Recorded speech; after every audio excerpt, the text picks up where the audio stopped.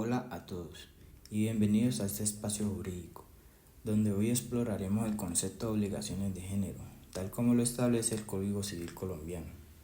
Durante los próximos minutos analizaremos qué son estas obligaciones, cómo se cumplen y qué implica su diferencia con las obligaciones de especie. Primeramente, entraremos a detallar algunos significados sobre los conceptos que posteriormente evacuaremos en minutos. Género.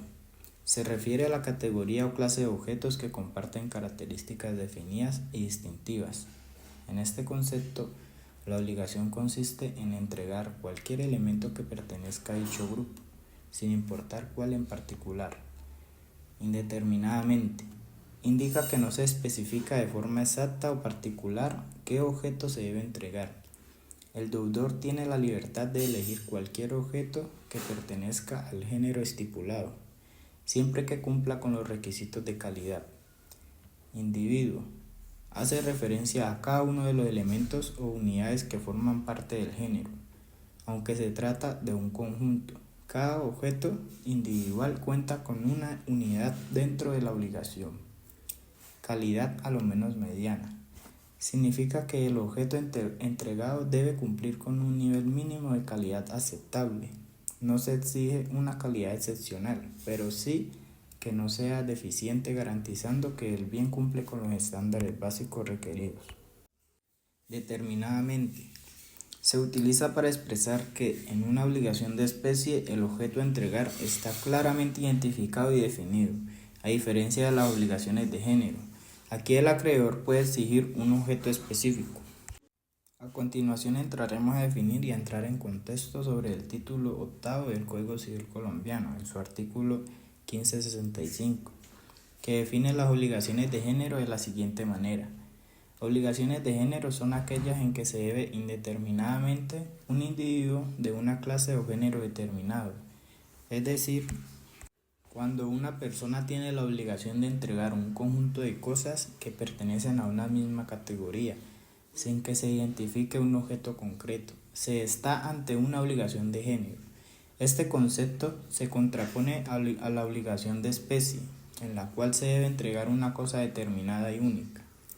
Según el Diccionario Hispanoamericano de Derecho, en una obligación de género el deudor debe entregar una cantidad de elementos que comparten características definidas y distintivas, mientras que en una obligación de especie se señala y se exige la entrega de un objeto concreto. Son aquellas en las que el deudor debe entregar un bien de una especie determinada sin especificar un individuo exacto. Los bienes son reemplazables por otros con características semejantes. Los objetos de género sí son reemplazables fácilmente por uno semejante con las mismas características de la misma condición. De las formas de cumplimiento.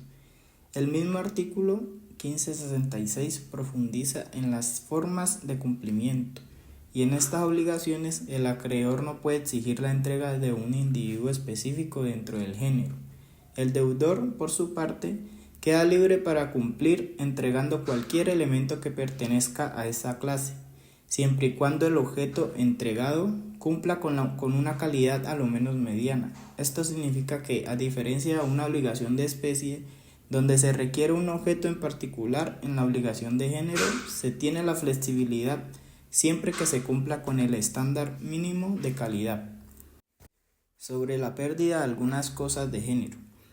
En su artículo 1567 complementa esta idea al señalar que la pérdida de algunos elementos del género no extingue la obligación, es decir, si se pierden o deterioran algunas de las cosas que integran al grupo, el deudor no se libera de su obligación y el acreedor no puede negarse a que se enajenen o incluso destruyan dichos elementos, siempre y cuando subsistan otros suficientes para cumplir con lo pactado.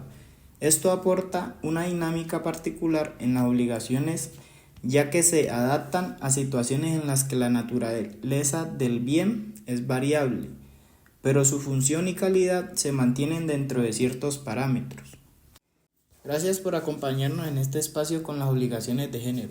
Dios te bendiga, hasta la próxima.